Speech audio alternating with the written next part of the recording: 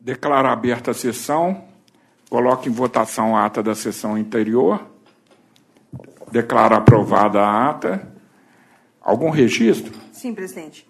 É com satisfação que o programa Justiça e Cidadania, na atividade do Centro de Memória da Escola Judicial, está recebendo hoje os alunos do 7º, 8º e 10º períodos do curso de Direito da Faculdade Alis de Itabirito, acompanhados pelo professor Dimas de Abreu Melo. Estão presentes hoje aqui para assistir a nossa sessão. Espero que seja muito proveitosa, sejam muito bem-vindos.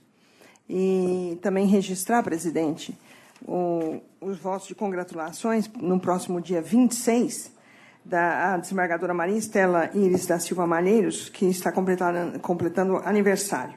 Que seja oficiada a desembargadora Maria Estela. A nossa de todos. Né? Então, a secretária para o pregão, observadas as preferências regimentais.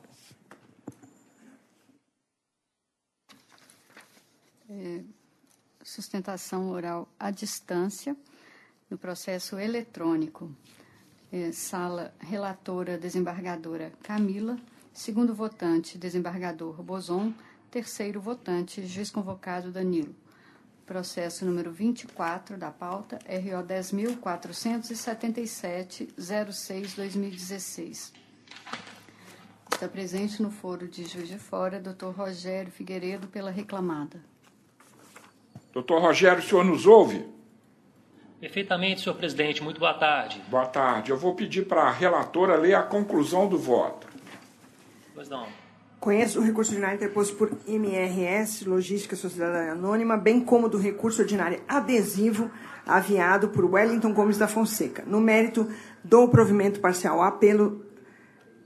ao apelo da reclamada, para excluir da condenação a indenização fixada a título de danos morais e o adicional de monitoria na forma pleiteada, em reflexo no aviso prévio adicional, férias mais 1/3, nos 13º salários, horas de passe, horas extras, horas de prontidão, adicional noturno, periculosidade, FGTS mais 40% e na PRLR, adicional de monocondução, horas de prontidão, adicional noturno, FGTS mais 40% e na PLR, prêmio diesel e Olimpíadas, MRS.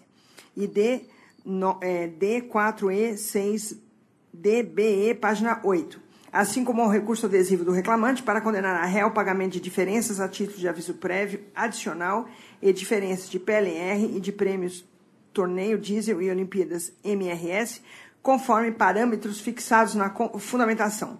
Declaro que todas as parcelas têm natureza salarial e mantenho os valores arbitrados à condenação por compatíveis. Minha proposta de voto, presidente. Doutor, com a palavra. Excelentíssimo desembargador presidente, demais componentes dessa egrégia turma, boa tarde. Eu gostaria, senhor presidente, é possível ouvir eventual voto divergente? Se houver divergência, eu lhe devolvo a palavra. Há divergência? De acordo. Então, eu proclamo o resultado nos termos do voto da relatora. Boa tarde, doutor. Muito boa tarde, bom trabalho. Outro processo também à distância, proveniente de Juiz de Fora, na mesma sala de sessão, número 39 da pauta, RO 11.005-80-2016. Está presente o doutor Paulo Bacalini, pela reclamada, CEMIG. Quem que é o relator? Vossa Excelência. Doutor Paulo, o senhor nos ouve? Ouço sim, Excelência. Boa tarde. Boa tarde. Eu peço à relatora que leia a conclusão do voto. É o 11.005? Isso. Exatamente. Conheço o recurso ordinário interposto por CEMIG Distribuição Sociedade Anônima. Preliminarmente, rejeito a arguição de coisa julgada. No mérito, nego o provimento ao apelo. Pois não, doutor, com a palavra. Obrigado, Excelência. Excelentíssimo senhor presidente, em nome de quem cumprimento os demais desembargadores, componentes dessa sessão, ilustre representante do Ministério Público do Trabalho, meus cumprimentos e minhas boa tarde. Na realidade, o recurso ordinário que foi submetido à apreciação, ele se insurge contra a decisão que considerou ilícita a terceirização do serviço. Nesse caso, a terceirização ocorreu de forma lícita, mediante licitação pública, regular. Inclusive, o TST já decidiu em sede de ação civil pública, que declarou lícita toda e qualquer terceirização, considerando a Lei 8.987, em seu artigo 25, a Lei dos Eletricitários, dando efeito erga omnes aos processos que versam sobre essa matéria. A nona turma já tem julgado nesse sentido também, considerando a ocorrência de coisa julgada.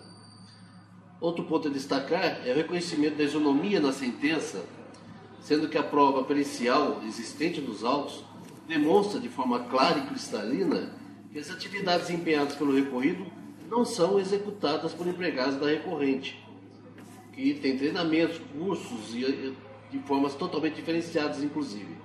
Assim, não me delongando mais, reitero essas razões do recurso ordinário, pugnando-se pelo seu provimento. Obrigado. Relatora? Bom, essa é matéria recorrente aqui na turma e nós temos dado, a nossa posição é de dar a responsabilidade. Agora, nós temos uma divergência. Mas eu vou acompanhá-la. Doutor, o juiz Danilo, que compõe a turma julgadora, está dando provimento ao recurso para exonerar a CEMIG de qualquer responsabilidade. Mas eu, por hora, aguardarei um eventual cancelamento ou modificação da redação da súmula 331. Né? Parece-me que Vossa Excelência tem razão quando diz que o Supremo já legalizou esse tipo de terceirização. Mas é aquela conversa, aquela história. Se o general está brigando com o coronel, o capitão vai, por enquanto, obedecendo ao coronel. Eles que se entendam para lá. Então, por enquanto, eu mantenho o decidido pela súmula do TST e pela própria súmula do regional. Né? Lembrando, quanto à questão da isonomia, que é frequente a administração pública terceirizar todo um setor de suas atividades para fugir escapar à isonomia. Então, com essas considerações, doutor, eu proclamo o resultado nos termos do voto da relatora, vencido o juiz convocado Danilo, que dava provimento ao recurso, exonerando a CEMIG de qualquer responsabilidade. Boa tarde, doutor. Boa tarde, obrigado. Bom trabalho a todos. Há uma sustentação oral à distância de Varginha, na sala de sessão, relator desembargador Bozon, segundo votante, juiz convocado Danilo, terceira votante, desembargadora Camila. Número 22 da pauta, RO 11.423, 72/2015. Desculpa. Retificando o pregão, é o número 7 da pauta, RO 10.298, 33/2016. Está presente no foro de Varginha, Dr. Pedro Henrique Bueno, pelos reclamados. Doutor, o senhor nos ouve? Sim, escuta, Excelência. Eu vou ler a conclusão do meu voto e, em seguida, lhe dou a palavra. Ok. Eu não conheço do recurso por intempestivo e, para orientar a vossa sustentação, eu já coloco o seguinte: as intimações da sentença foram encaminhadas para as reclamadas pela via postal, destinadas ao endereço do escritório de advocacia dos procuradores, Rua Mário Esdras, 544, o mesmo endereço indicado nas procurações. O prazo começou a fluir na quarta, 19 de outubro de 2016, encerrando-se em 26 de outubro de 2016. Em 7/11 de 2016, registrou-se o trânsito em julgado. 9 dias após, em 18/11 de 2016, foi protocolizado o recurso das empresas. Então, por esse motivo, eu não estou conhecendo do recurso. Lhe dou a palavra, doutor. Boa tarde, Igreja a 3ª Turma do Tribunal Regional do Trabalho da 3ª Região. Bom, a presente sustentação oral pertine a elucidar algumas questões referentes justamente a essa questão da tempestividade e outros pontos que entendemos pertinentes levar a conhecimento de Vossas Excelências. Eu vou pedir que o senhor Doutor, eu vou pedir que o senhor se atenha à questão da tempestividade, porque se o senhor se vingar a sua tese, o resto do julgamento ficará adiado. Ok. Excelência, com relação à tempestividade do recurso, apesar de haver a certidão de trânsito julgado da sentença pelo juízo de primeiro grau, eu reitero novamente a nossa tese de recursal, insistindo a Vossa Excelência que a intimação não foi expedida ao endereço das recorrentes. E tanto é assim que não houve também publicação no Diário Oficial em nome do advogado patrono da causa, que é o Dr. Francisco Neto Ferreira Júnior. Assim, entendemos nós que não houve intimação quanto ao teor dessa sentença. Excelência. Pois não. Deixa eu só buscar aqui no nosso recurso. A correspondência encaminhada como sendo a de intimação dos recorridos voltou com a descrição, mudou-se. Então não houve a intimação efetiva dos recorridos quanto à sentença. E como não houve também a publicação no Diário Oficial, nós pugnamos a Vossa Excelência que reconheçam a tempestividade do recurso ante a ausência de intimação dos recorrentes para com a sentença proferida pelo juízo de primeiro grau. Pois não, doutor. Diante dessas suas alegações, eu vou retirar o processo de pauta e o julgamento continuará na próxima quarta-feira, tá? Sem que haja nova intimação para tanto. O senhor já sai daqui ciente, tá? Mesmo horário, Excelência? Um minuto. Você não vai estar. E na outra? Nossa, eu estou em agosto. Quando de agosto? Primeira sessão de agosto, quando é? Sessão de agosto, que as férias são até Minhas férias vão até dia 27, então dia 2. Com certeza. Olha, confere aí. Doutor, na verdade vai ser adiado para o dia 2 de agosto, a quarta-feira, dia 2 de agosto, tá certo? Ok, Excelência. Tá. Obrigado, boa tarde. Boa tarde.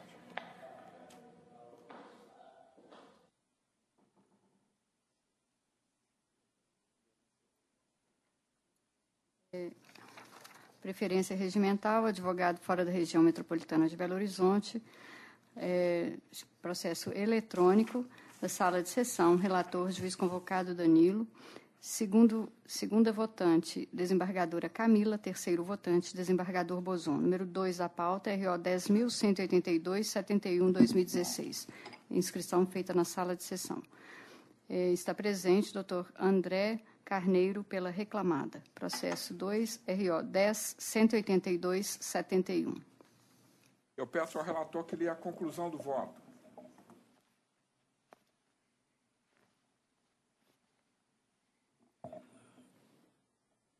Um minuto, senhor presidente. O voto é curto, né?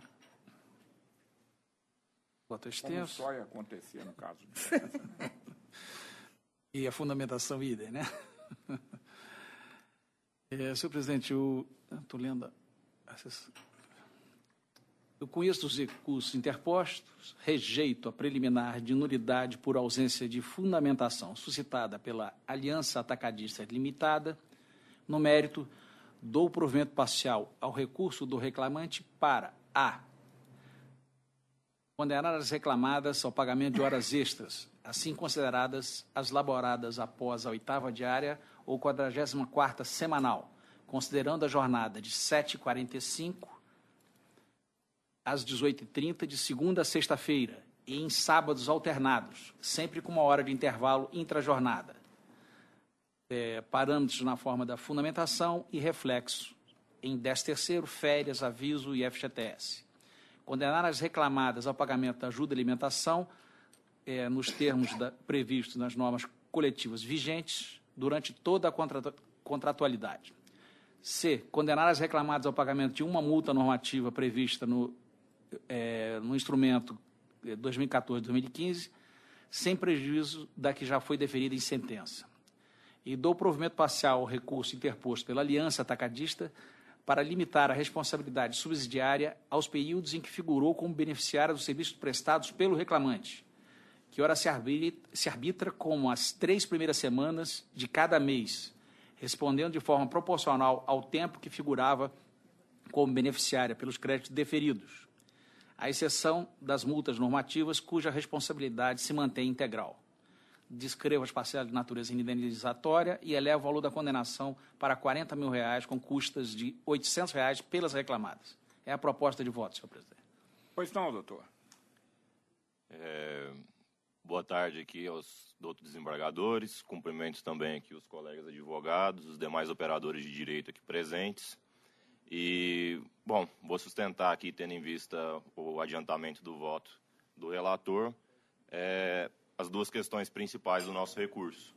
Uma de natureza preliminar e uma de natureza de mérito. Uma de erro em judicando e uma de erro em procedendo.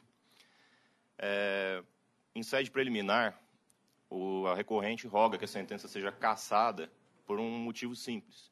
A nosso ver, data vênia o entendimento do contrário, a sentença carece de fundamentação necessária. Manifestou-se assim o juiz Acó que, a respeito da responsabilidade subsidiária da segunda reclamada, restou comprovado nos autos que a primeira reclamada direcionava sua prestação de serviços de forma predominante em favor da segunda reclamada. Esse restou comprovado, ao nosso ver, incorre nos critérios residuais que o novo CPC traz para estabelecer a sentença que carece de fundamento, porque trata-se de uma fundamentação genérica. Não fica claro aonde restou comprovado, se foi uma prova documental, se foi uma confissão, se foi uma prova testemunhal, se teve uma prova que se sobrepôs à outra. E, bom, a nosso ver, aqui a gente precisa ponderar 2 coisas. Entendo eu que a função jurisdicional, num processo que envolve litígio, tem 2 funções primárias. A primeira, por óbvio, é resolver o mérito. Mas a segunda, que não pode deixar de ser observada, é levar ao jurisdicionado as razões de decidir. As partes têm o direito de saber por que ganhou, por que perdeu, o que levou a ganhar e o que levou a perder. Notadamente, em um sistema processual onde vem ganhando relevância, um sistema de precedente. Como a gente pode, daqui para frente, passar a fazer uma analogia ou traçar um parâmetro se aplicaremos ou não determinado precedente judicial de determinado julgado, se a fundamentação apenas menciona que restou comprovado. Como critério residual, o artigo 489 do CPC estabelece de forma clara que aquela sentença que é o fundamento genérico, que se prestaria a justificar fundamentos em qualquer outro caso, não se trata de fundamentação, ela não alcançou o objeto esperado. E, ao meu ver, a hora que o juiz Acó manifesta que restou comprovado a prestação de serviços em favor da segunda reclamada, trata-se exatamente disso, de uma fundamentação genérica que poderia ser utilizada em qualquer outro caso em que se discutisse uma responsabilidade subsidiária de demais empresas.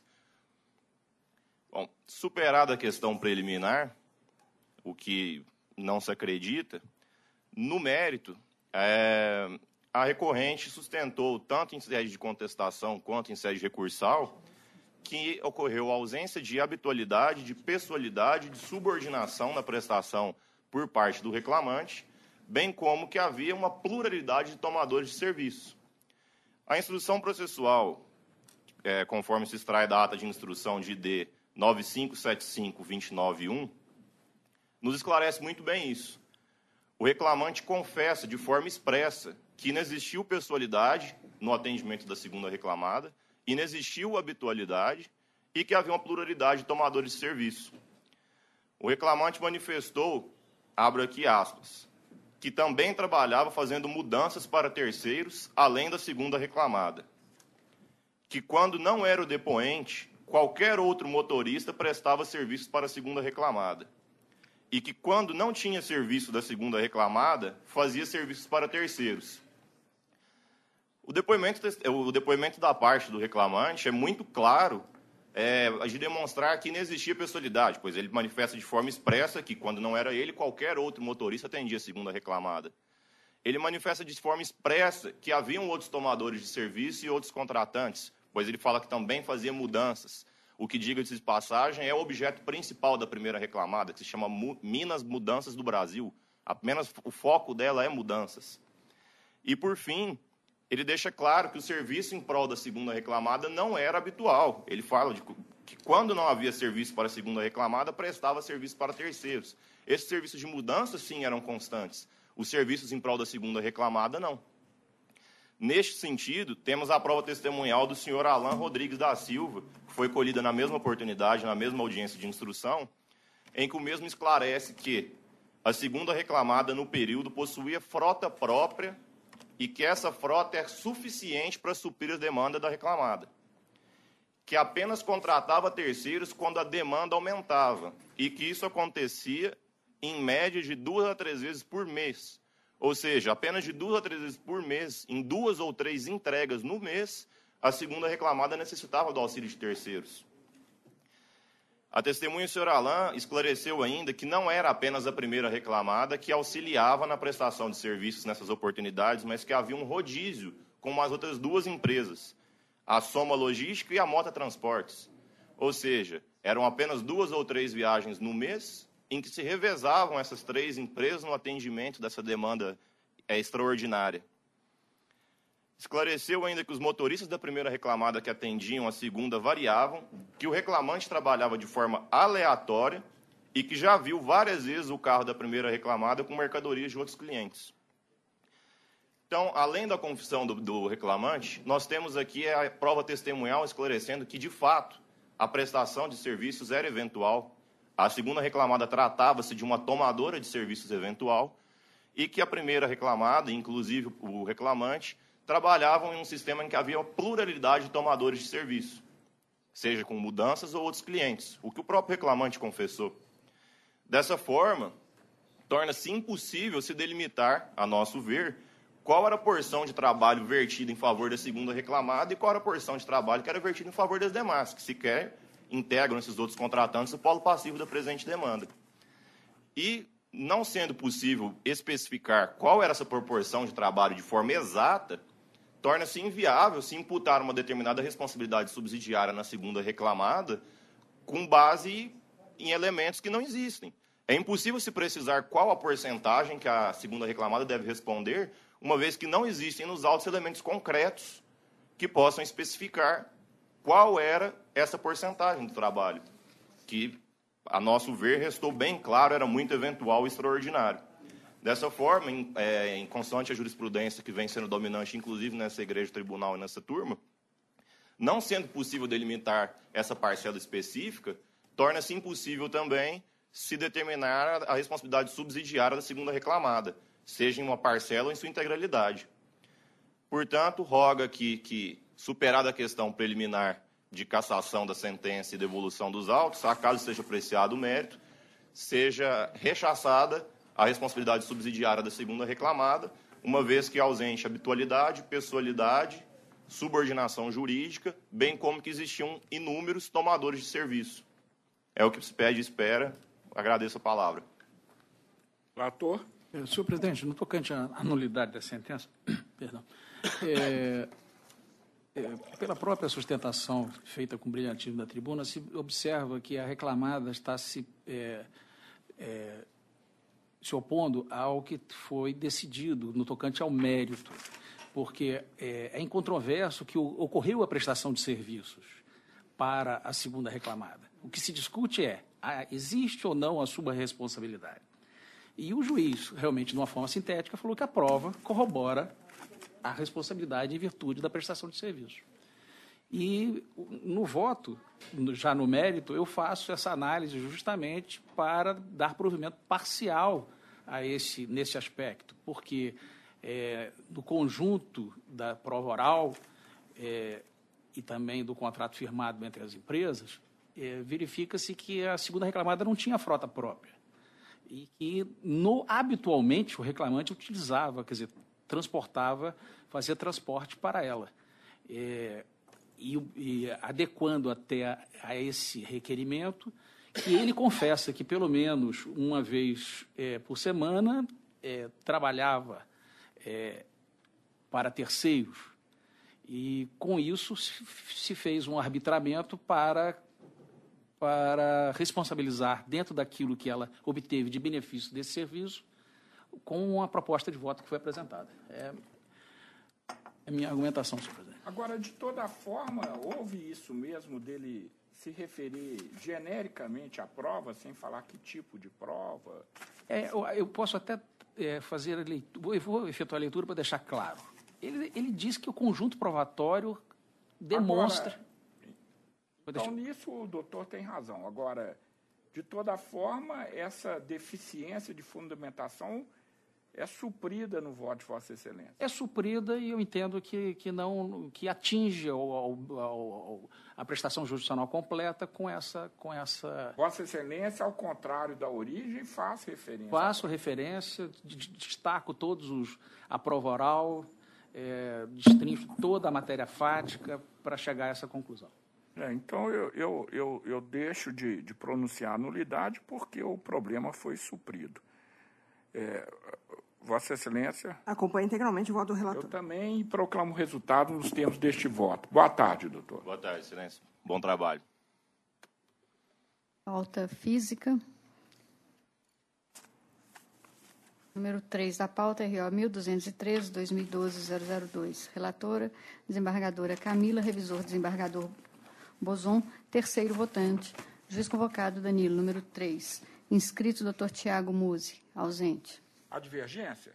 Eu proclamo o resultado nos termos do voto da relatora. 18, AP 309, 2109. Relator, juiz convocado Danilo, revisora, desembargadora Camila, terceiro votante, desembargador Bozon, número 18. Inscrito, doutor Eduardo Amorim, ausente. A divergência? Não. Proclamo o resultado nos termos do voto do relator. 29 da pauta. Esse processo o advogado está presente, que esse tem que ser sobestrado. OJ 394, item 222 dos fundamentos. Qual que é o processo? 29, RO 1421, 2014-013. Quem é o advogado? Inscreveu-se doutora Raquel Silva, ausente. Então, de toda forma, sobrestemos.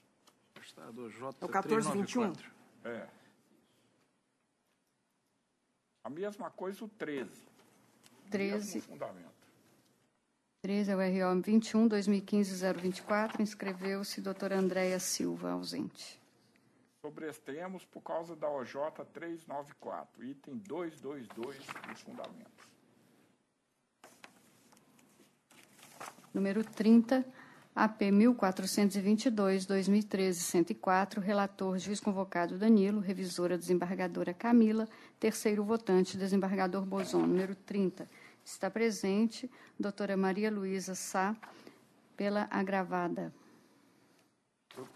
Eu peço ao relator que leia a conclusão do voto.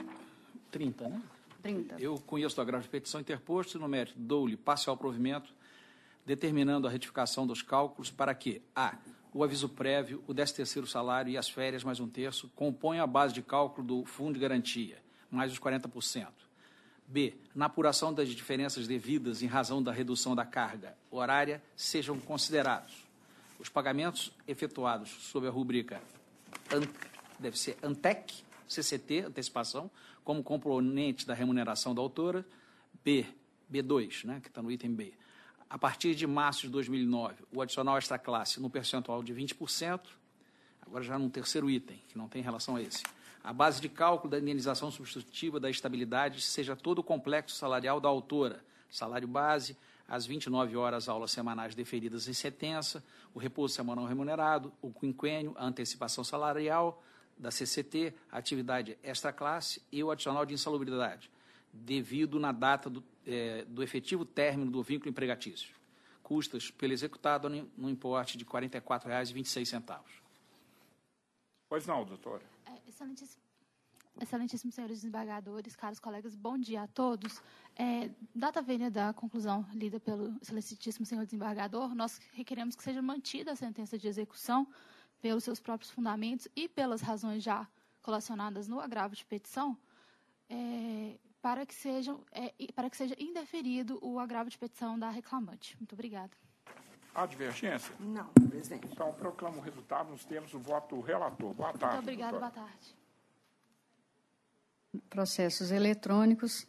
Sala de sessão, relatora, desembargadora Camila, segundo votante, desembargador Bozon, terceiro votante, juiz convocado Danilo. Processo número 9, RO 10.226, 24/2016. Inscrito, doutor Ricardo Eugênio Vitorino, ausente. Tem divergência lançada? Eu não é abri. a Caixa Econômica Federal, cadastro de reserva, aquele caso. De acordo. Então, fica proclamado o resultado nos termos do voto da relatora. 47, RO 11.273, 42/2015. Advogado ausente. Mesma coisa, Caixa, cadastro de reserva. De acordo. Então, fica proclamado o resultado nos termos do voto da relatora. 32, ROPS 10764, 12/2016. Inscrito, doutor Edmundo Júnior, pela reclamada. Ausente. De acordo. Eu proclamo o resultado nos termos do voto da relatora.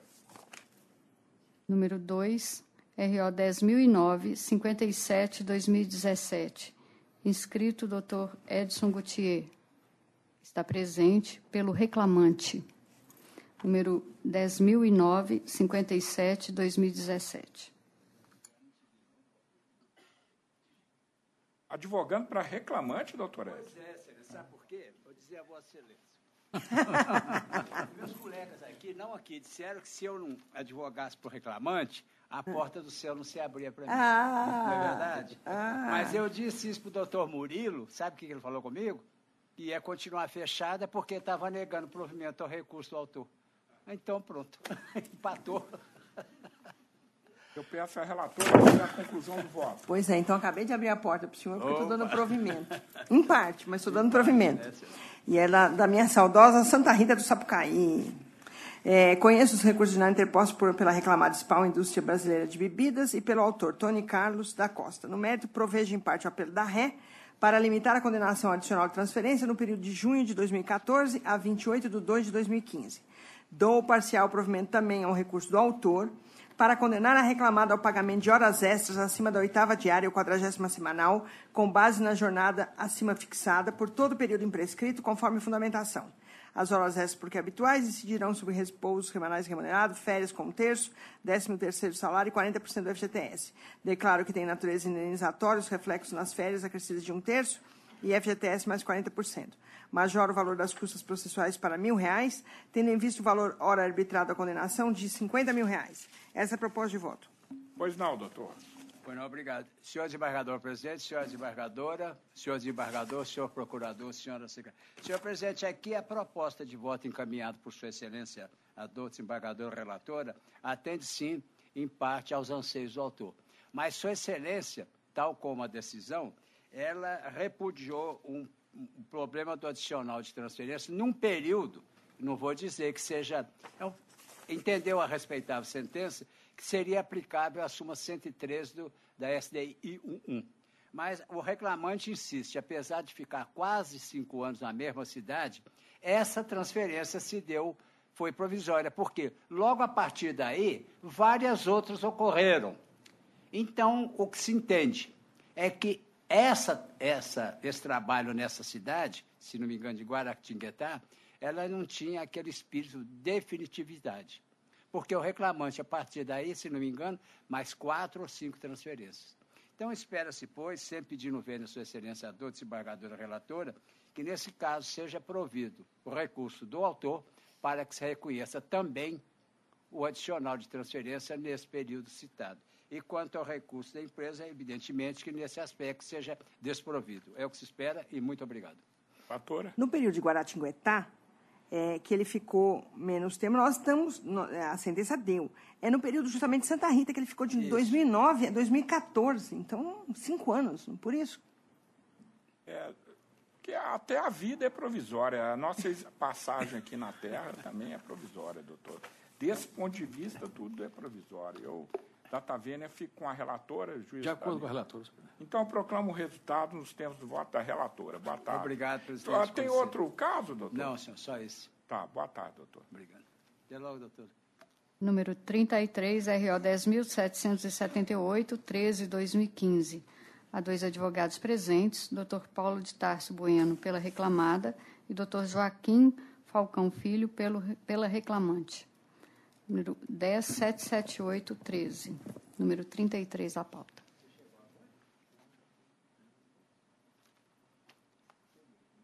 Peço à relatora que leia a conclusão do voto. Conheço o recurso ordinário interposto por Saritur Santa Rita Transporte Urbano e Rodoviário Limitado e no mérito nego o provimento ao apelo. Quem está pela empresa é o senhor, né? Pois não, com a palavra. Boa tarde, senhor presidente e demais componentes da turma. Eu vou bater aqui, as outras questões de horas extras são mais com relação aos próprios cartões, então eu vou deixar com base nos argumentos do próprio recurso. Com relação à periculosidade, durante um período que a reclamante foi auxiliar de tráfego, o perito entendeu pela caracterização da periculosidade ao fundamento de que ela, quando estava chovendo, tinha que ficar debaixo da cobertura das bombas para trocar o disco de tacógrafo. Data vênia, só essa troca de disco de tacógrafo já seria um período muito curto para se considerar essa habitualidade. Por outro lado, admitisse que todo dia, chove todo dia, o tempo todo, e que ela tem sempre que utilizar essa cobertura para fazer essa troca desses discos de tacógrafo também é um verdadeiro absurdo. A situação aqui é típica da casualística, do fato casual, em que, numa eventualidade de estar chovendo, ela se aproveita ali da cobertura e utiliza para trocar o disco de tacógrafo. Mas, data vênia, isso é eventualíssimo, é casualístico, não pode gerar a periculosidade. E ainda mais, a situação aqui, na pior das hipóteses, seria análoga àquela do motorista que acompanha o abastecimento, que hoje, inclusive, tem súmula do próprio TRT, se não me engano, 59, no sentido de que não se caracteriza periculosidade nesses termos. Então, data vênia do entendimento da juíza relatora, da desembargadora relatora, desculpe, não pode ser mantida essa proposta de voto, já que essa periculosidade deve ser afastada. Obrigado. Qual que é o agente de risco nesse caso? Inflamáveis. Periculosidade, insalubridade. Inflamáveis. Inflamável. Mas por quê? Falou que quando estava chovendo, ela entrava debaixo da cobertura perto da bomba e trocava o disco de tacógrafo lá. Doutor, quem está pelo reclamante? O senhor falaria só sobre essa questão da periculosidade? Sim. Com a palavra, doutor.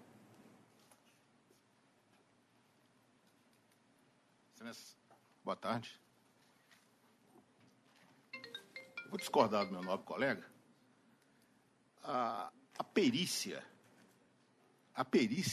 não colocou que era só durante o período de chuva. Isso está muito claro aqui no trabalho do perito. Vou até ler um pedacinho bem rápido aqui. Durante toda a sua rotina laboral, que se localizava dentro do pátio de manobra de veículos, a reclamante frequentava aquele... Principalmente quando chovia. Ele coloca isso principalmente, não é como sempre. E essa situação, a súmula 59 recém-aprovada não se aplica a ela. Porque ela ia lá todo dia. Era diário. Não é só quando chovia, todo dia. Por acaso ele escreveu, quando chovia, ele se escondia debaixo. Isso aqui é basta-ler aqui, basta ler o processo. Pois não, relatora? O perito, por meio de entrevista e inspeção in loco, concluiu pela periculosidade das atividades realizadas pela reclamante. Não tem prova em sentido contrário ao laudo produzido. Então, temos que prestigiar o trabalho do expert. Eu vou pedir vista desse caso. Então, retirado de pauta, né? Porque fica para o dia 2 de agosto também.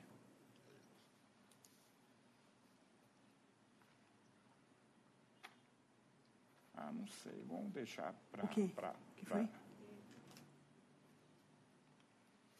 Não, sem notificação. Então é retirado, né?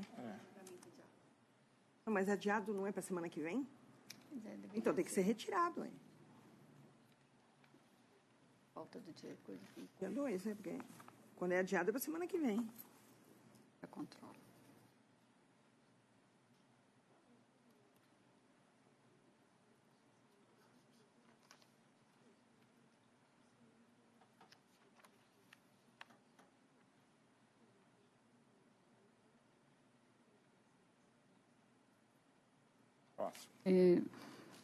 Número 61, RO 11.954, 14/2016. Dr. Paulo de Tarso está presente pela reclamada. 11.954, 14, 61 da pauta. Essa relatora que lê a conclusão do voto. 11.954? Exatamente. 11.954, sobrestamento OJ 394. Depois que eu incluí em pauta que eu vi. Tem, né? Tem. Então, fica sobrestado, viu, doutor? Excelência. É o item 3. Pois não. Eu tenho mais uma no final da pauta aí com... Da doutora Camila? Não, doutor Danilo. Então, sim, chamemos. Não, parece que... PJE, eletrônico, relator desconvocado Danilo, segunda votante, desembargadora Camila, terceiro votante, desembargador Bozon, número 3 da pauta, RO 10.263, 24/2015. Dr. Paulo está presente pela reclamada. 10.263/24. Eu peço ao relator que leia a conclusão do voto. Minuto, senhor presidente.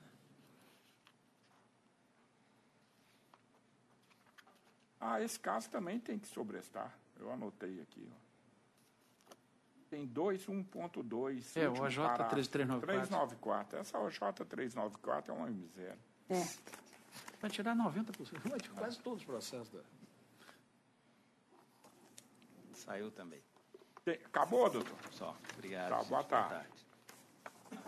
Voltando à sala de sessão da relatora desembargadora Camila, processo número...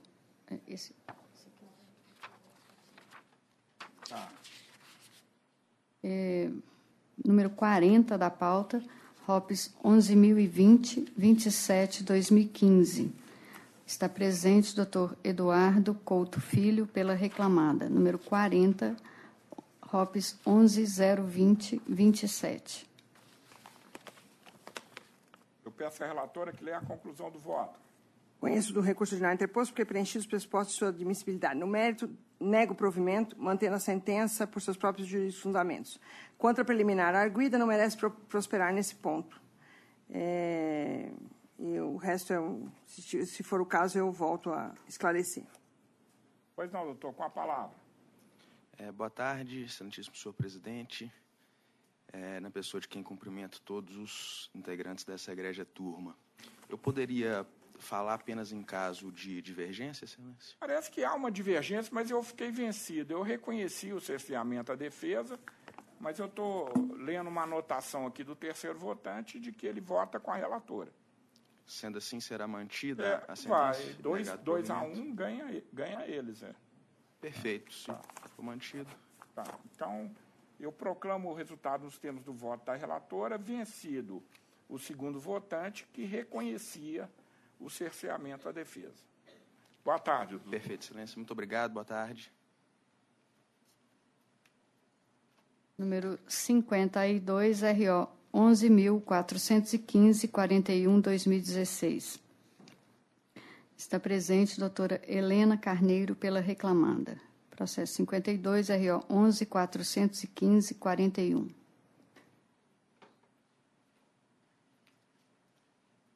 Peço à relatora que leia a conclusão do voto. O 11, não, o 10? 11.415.41. Tá. Eu pulei um processo. Certo, tem uma divergência antiga que foi acolhida, tá? Já foi acolhida e o voto foi refeito. Eu nem troquei porque... Foi acolhida. Conheço o recurso ordinário interposto por Confederação da Agricultura e Pecuária do Brasil. No mérito, nego-lhe provimento. Mas está se negando provimento não por causa daquela questão da decadência. Não. Pela não constituição do crédito tributário. Exatamente. Porque não houve notificação pessoal do contribuinte. Exatamente. Com a palavra. Excelentíssimo senhor desembargador presidente, ilustre procurador do trabalho, egrégia turma, boa tarde. Excelência, quanto já exposto o motivo do não provimento, então faço minha sustentação nesse sentido. A notificação pessoal de ID A24D4D6 foi realmente recebida por terceiro. Entretanto, essa notificação foi enviada para o domicílio tributário eleito pelo contribuinte. O contribuinte, ao declarar o seu ITR, indica ali o domicílio tributário para o recebimento de todas as questões fiscais. E é para esse endereço que a CNA envia a notificação pessoal. O artigo 127 do CTN, ele trata sobre a eleição do domicílio tributário. E ele diz: na falta de eleição pelo contribuinte ou responsável do domicílio tributário, na forma da legislação aplicável, considera-se como tal. E cita algumas situações quando não há eleição do domicílio tributário, o que não ocorreu nesse caso. O contribuinte elegeu o domicílio tributário e foi para este domicílio que a CNA enviou a notificação pessoal. Então, entendemos assim que deve aplicar o artigo 127 do CTN, que fala da eleição do domicílio tributário. Além disso, por analogia, a súmula 397 do STJ, que diz: o contribuinte do IPTU é notificado do lançamento pelo envio do carnê ao seu endereço. Ao tratar sobre questões do IPTU, na Justiça Comum, houve a mesma discussão que está tendo aqui neste tribunal. Se o envio do carnê ao domicílio do contribuinte eleito seria suficiente ou se teria que constar o recebimento pessoal. E nessa discussão gerou-se essa súmula no STJ que diz que basta o envio ao domicílio do contribuinte, aquele eleito pelo contribuinte. Se me permitem citar um julgado da primeira turma, que foi publicado semana passada, do desembargador José Eduardo de Rezende Chaves Júnior, ele citou em parte da sua fundamentação do acórdão, abre aspas: na hipótese dos autos permícia vênia, do entendimento esposado na origem, entende-se que houve a notificação regular do réu, tendo em vista que a notificação de ID tal foi enviada para o endereço dele. Veja-se que o fato do aviso de recebimento não trazer a assinatura do réu não é óbice a que infira que a comunicação chegou às mãos do correto destinatário. Aplica-se aqui, analogicamente, o entendimento consubstanciado na súmula 397 do STJ, no sentido de que o contribuinte do IPTU é notificado do lançamento pelo envio do carnê ao seu endereço. Não é despiciente registrar que o endereço para o qual foi enviado aquela notificação é o mesmo para o qual foi enviada a notificação para o conhecimento do réu a essa especial.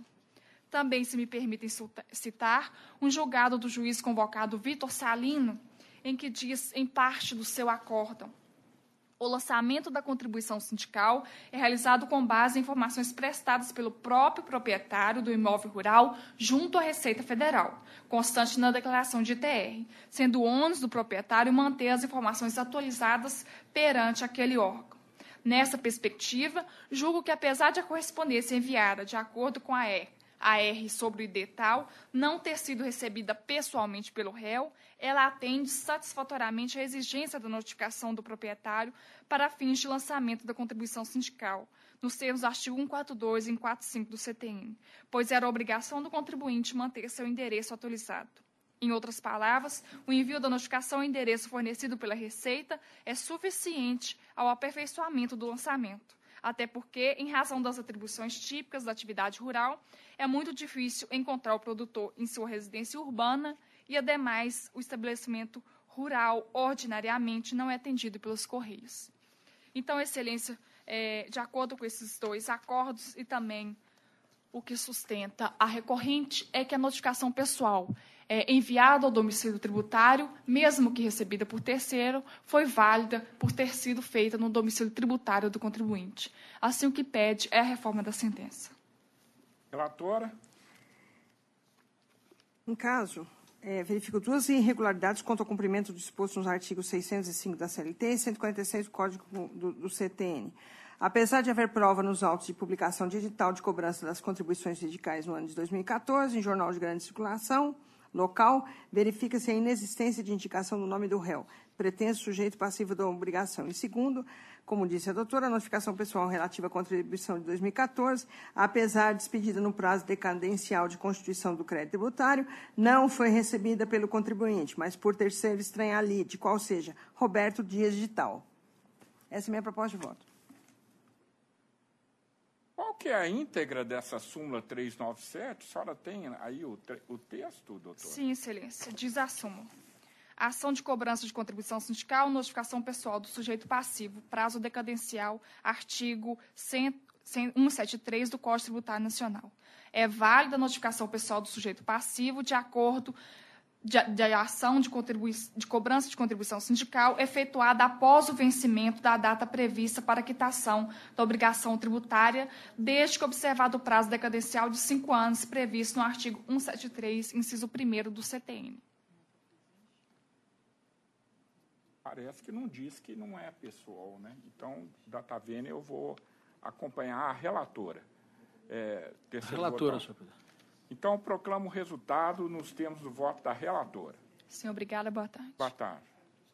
Número 51, RO 11.384, 68, 2016. Inscritos, Dr. João Batista Carvalho, Dr. André Loureiro, ausentes. Qual é esse? É o 51, RO 11.384, 68. Não tem nenhuma divergência marcada. Eu proclamo o resultado dos termos de voto da relatora.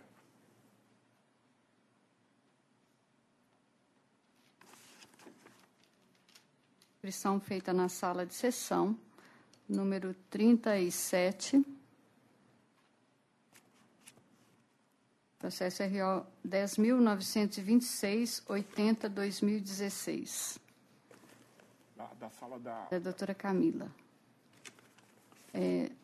37, RO 10.926, 80, 2016. Está presente a doutora Júlia Camargos, pela reclamada. Essa é a relatora que lê a conclusão do voto. Conheço o recurso ordinário interposto por Adriano da Silva Bento. No mérito, nego provimento ao apelo. A senhora está por quem, doutora? Eu estou pela empresa, Excelência. Então, a senhora aguarda eventual divergência. Por favor. Há divergência? De acordo, senhor presidente. Então, proclamo o resultado nos termos de voto da relatora. Muito obrigada e bom dia.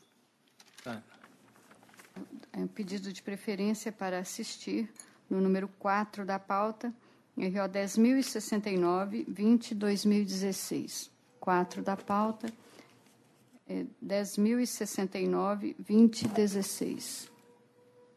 Peço à relatora que lê a conclusão do voto.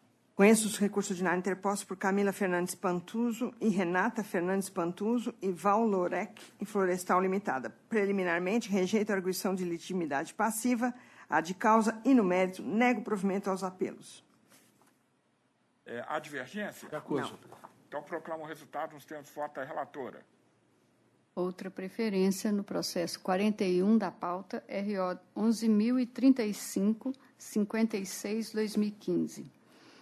41, RO 11.035, 56, 2015. Peço à relatora que lê a conclusão do voto. 11.035? Exatamente. Conheço o recurso ordinário interposto por Vão Tuir Antunes da Silva, rejeitando a arguição de não conhecimento do apelo, deduzida nas contrarrazões da reclamada. No mérito, nego o provimento ao apelo. Há divergência? De acordo. Então, proclamo o resultado dos termos de voto da relatora.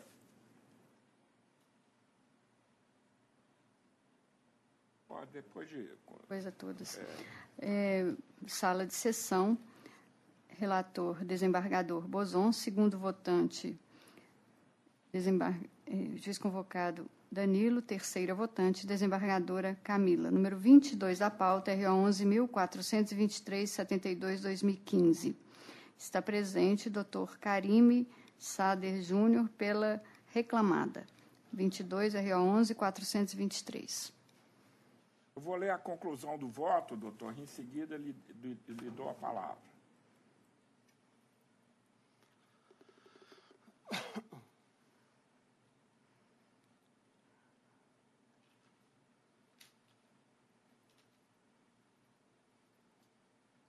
Conheço e nego provimento. O senhor está por quem? Estou pela recorrida, excelência. O senhor aguarda eventual divergência? Sim. A doutora também está sustentando esse caso? Há divergência? Não, presidente. Proclamo o resultado dos termos de voto da relatora, do meu voto. Boa tarde. Inscrição feita na sala de sessão, número 15 da pauta, RO 10.939.89/2015. Presente, doutora Renata Silva, pelo reclamado. 15, RO 10.939.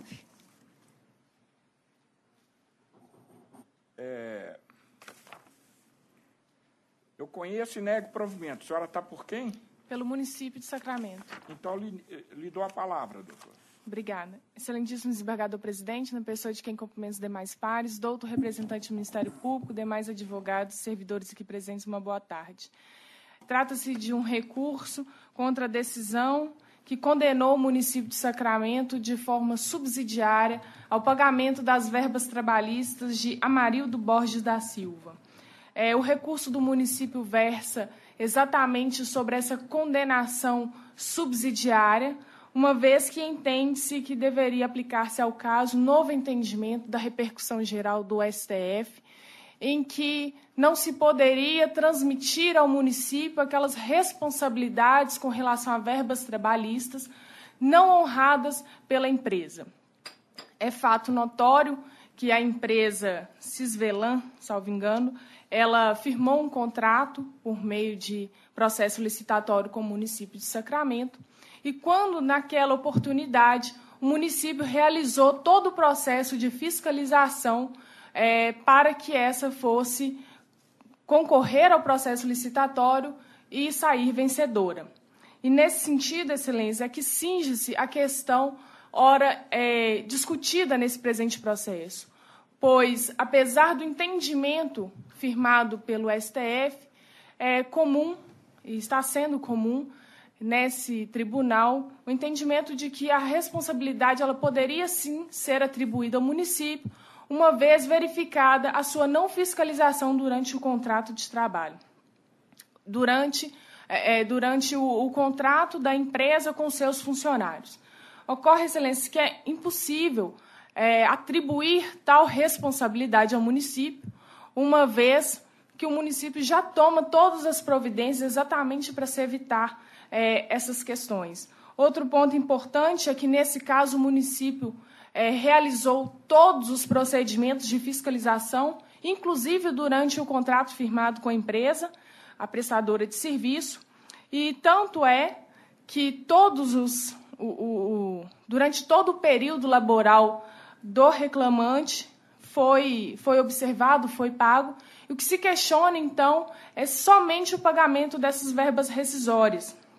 É importante constar também, excelência, que o reclamante ele teve o seu contrato rescindido de forma unilateral, em uma rescisão sem justa causa, e essa rescisão, a empresa ela alega que foi por justo motivo em razão da falta de pagamento do contrato pelo município.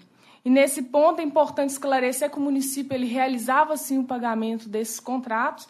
Inclusive, o juiz de primeira instância ele é claro em sua sentença ao afirmar que a empresa ela não poderia considerar força maior essa ausência de repasses do município.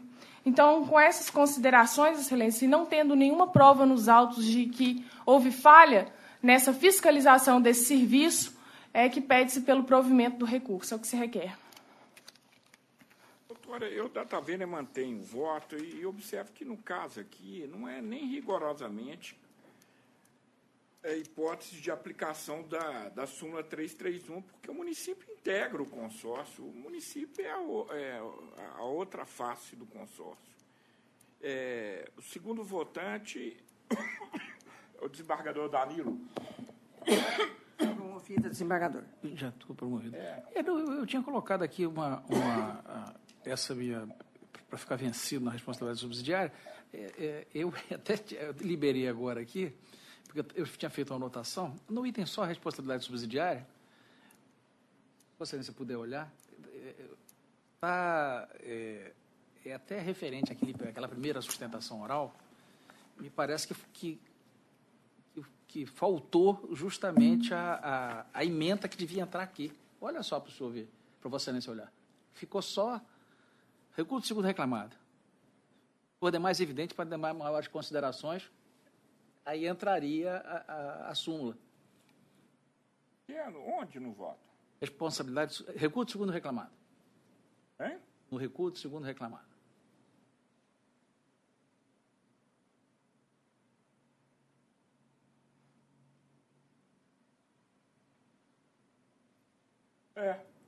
Faltou. Eu vou dar uma ajeitada. Faltou a sua ementa. Eu fico vencido. Mesmo assim, Vossa Excelência. Eu fico vencido. Então, eu proclamo o resultado nos termos do meu voto, vencido o juiz Danilo, que exonerava o município de qualquer responsabilidade. Excelência, o recurso da empresa foi julgado improcedente também? Foi. Foi, né? Tá, obrigada. Negou provimento a ambos os recursos. Tá, obrigada. Esperado, porque ficou aquele negócio. Estava em cima eu não consertei de todo o voto do assistente, mas nesse caso não é nem de súmula 331. Exatamente. Não é. Não seria. Sala de sessão. Sala de sessão, juiz convocado Danilo. Segunda votante, desembargadora Camila. Terceiro votante, desembargador Bozon. Número 19, AP 11.149, 13/2016. Está presente doutora Marina do Espírito Santo, pelo reclamante. É o senhor relator que lê a conclusão do voto.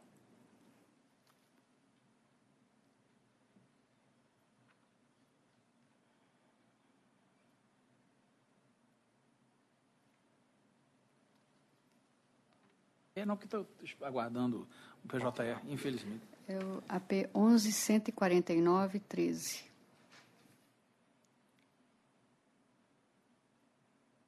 Senhor presidente, eu concedo os benefícios da justiça gratuita aos agravantes, conheço do agravo de petição e, no mérito, nego-lhe provimento. Doutora, a senhora está por quem? Eu estou pelo agravante, excelência. Dou-lhe a palavra. Bom, boa tarde a todos da turma. Cumprimentar os demais componentes da mesa e os presentes. Excelência, com a devida vênia, a decisão não foi a mais acertada, tendo em vista que deve ser prevalecer a boa-fé do agravante. Ficou comprovado durante a instrução do processo que ele agiu durante todo o momento de boa-fé, desde o início da negociação da compra do imóvel até o final da negociação. Ele simplesmente teve ciência do impedimento desse imóvel quando ele recebeu a citação do auto de penhora. Doutora, só um minuto.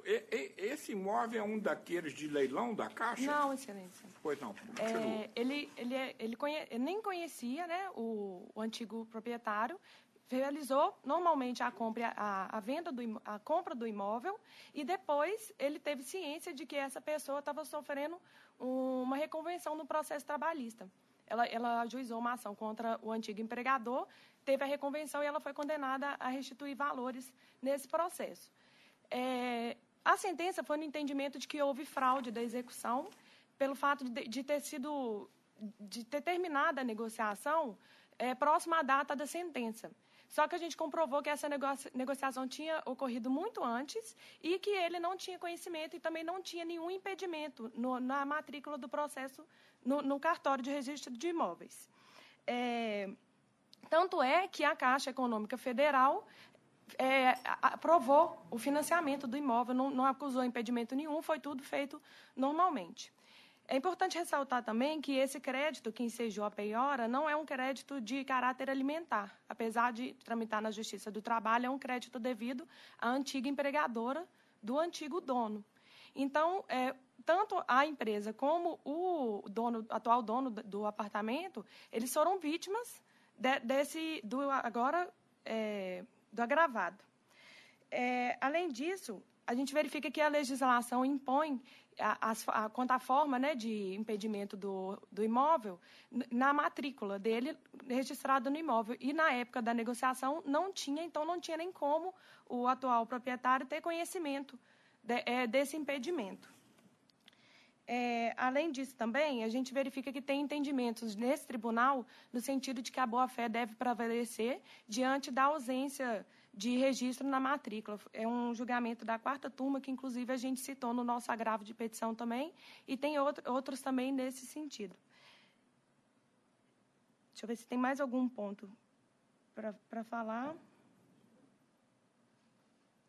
No mais, é isso mesmo, Excelência. Só ressaltar que o financiamento foi aprovado pela Caixa Econômica Federal, que a gente sabe, né, que é um procedimento muito burocrático, que existe toda a documentação, e nem nesse momento, nem antes, em nenhum momento, até a citação da penhora, existia esse impedimento no imóvel, e então o reclamante não pode agora sofrer a perda dele por motivo de dívida do proprietário anterior. Ele não tem nenhuma relação com esse processo, né, que determinou a penhora do imóvel.